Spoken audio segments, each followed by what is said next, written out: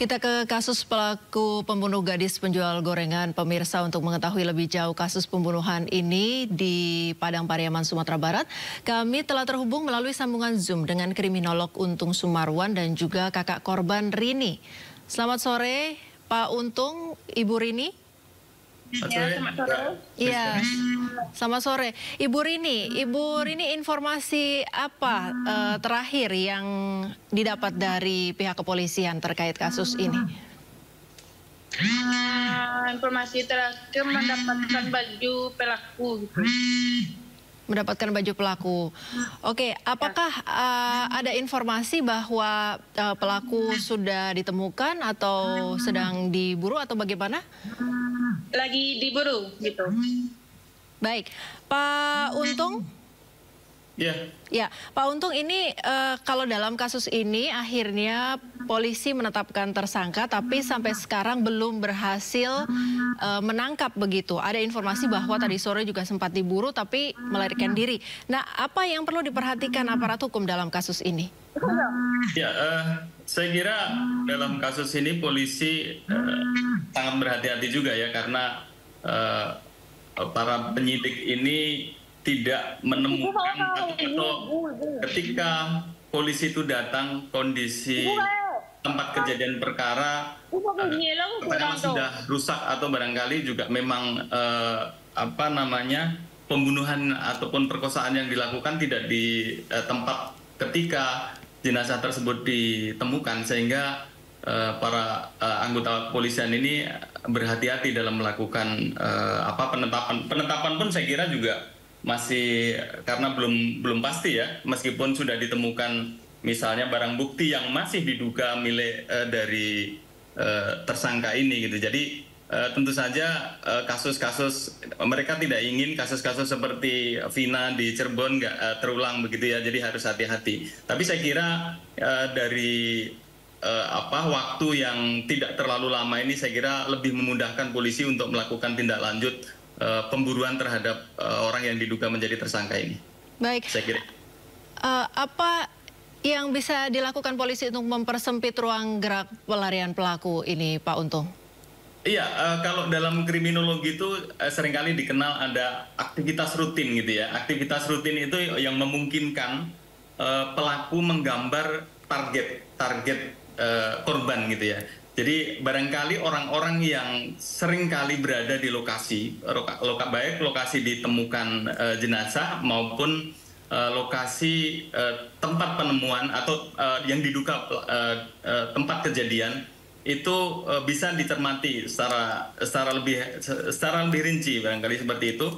Terus kemudian aktivitas rutin daripada korban ini kan sebagai pedagang yang keliling, tentu saja tidak terlalu jauh ya lingkup kelilingnya, apalagi menggunakan hanya jalan kaki. Saya kira masih akan bisa ditelusuri biasanya lewat mana gitu. Biasanya pedagang-pedagang seperti ini jarang sekali istilahnya merintis jalur baru gitu ya. Biasanya menggunakan jalur-jalur lama atau jalur rutin yang digunakan. Saya kira itu mempersempit daripada proses penyidikan atau penyelidikan. Selain itu juga tentu dari lingkungan sosial atau lingkungan sosial daripada pelaku maupun korban. Pelaku ini saya kira orang yang diduga pelaku itu yang saya sebutkan tadi aktivitas rutin tuh barangkali mereka sering kali nongkrong di situ gitu ya. Jadi setiap jam-jam tertentu korban ini lewat sehingga dia bisa menggambar kira-kira saat inilah barangkali seperti itu melakukan aksi-aksinya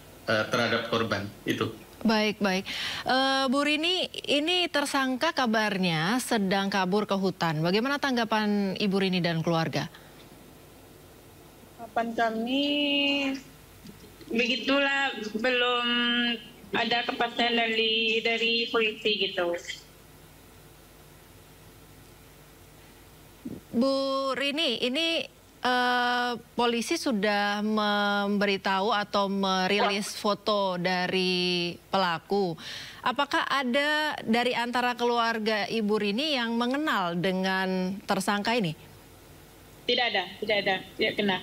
Tidak ada, baik. Pak Untung, ini tersangka disebut tinggal di kampung tetangga korban, tapi dari keluarga Ibu Rini mengaku tidak mengenal begitu.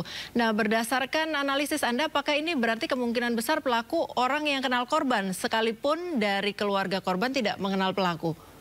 Sangat mungkin, sangat mungkin. Jadi pelaku ini kan kalau saya baca dari keterangan polisi kan sebenarnya sudah beberapa kali melakukan tindak kejahatan residivis begitu ya. Jadi kalau betul bahwa yang bersangkutan ada residivis terus kemudian bertempat tinggal di tetangga sebelah, katakanlah seperti itu, tentu ada orang-orang yang mengenal sehingga lebih memudahkan lagi polisi untuk melakukan misalnya pencarian atau penangkapan gitu ya.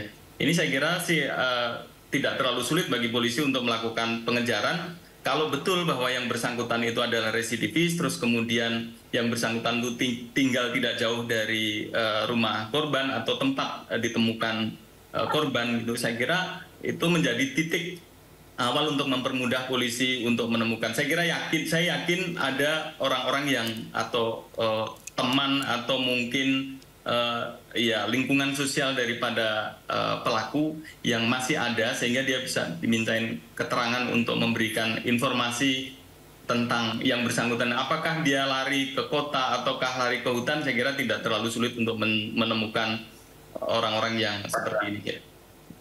Kalau pelaku ini sudah merupakan residivis, kasus yang sama dan beberapa kali melakukan hal yang sama, apa yang melatar belakangi kira-kira pelaku melakukan aktivitas atau kejahatan yang sama lagi, padahal sudah pernah mendapat sanksi hukum begitu, Pak Untung? Ya, sebenarnya banyak faktor pelaku-pelaku kejahatan yang sudah pernah masuk ke dalam penjara itu seringkali justru tidak menjadi sembuh gitu, justru mempunyai keberanian, kenekatan, dan mereka merasakan kalaupun dia keluar di masyarakat seringkali juga masyarakat sudah tidak mau menerima, bahkan semakin sulit sehingga dia akan melakukan aksi-aksi berikutnya.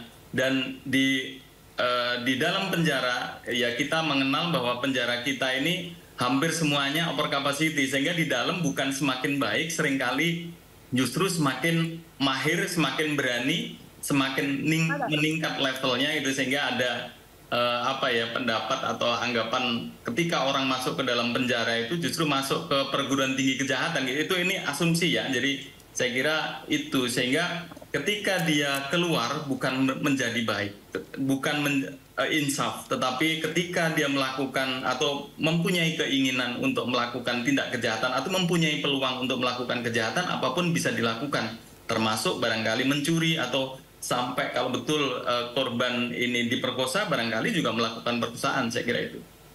Baik, saya ke Ibu Rini dulu. Mungkin Ibu Rini, sebenarnya bagaimana keseharian dari korban ini? Karena tadi Pak Untung sempat menyebutkan untuk mendapatkan pelaku bisa jadi keseharian korban yang dicari atau diselidiki begitu.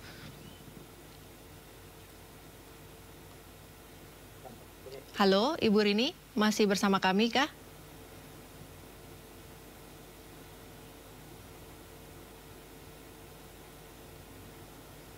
Ya, Bu Rini? lagi, Kak. Ya, Bu Rini, boleh diceritakan tentang keseharian adik dari Bu Rini, korban ini dalam kasus ini, supaya mungkin polisi bisa mendapat gambaran gitu.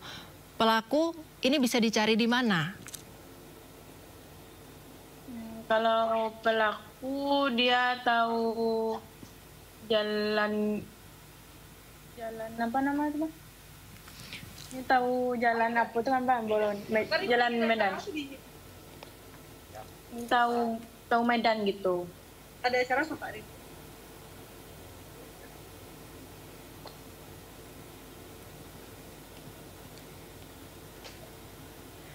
Halo, Bu Rini.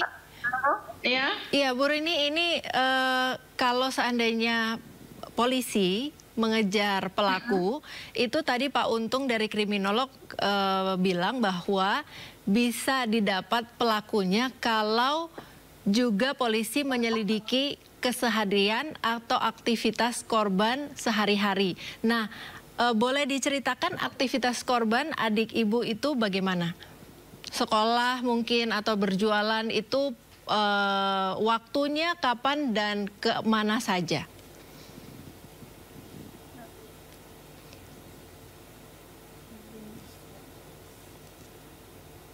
Nia sehari-hari dia adalah jualan keliling gitu. Oh iya, selain jualan ada aktivitas lain, Bu Rini? Tidak ada. Jadi hanya sore sampai malam itu berjualan saja, siang sampai waktunya berjualan dari jam berapa? Dari 4 sore sampai jam 7.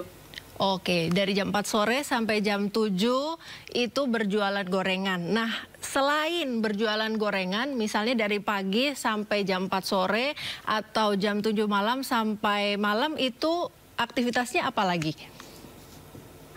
Tidur di rumah aja gitu. Oh. Sama. Baik.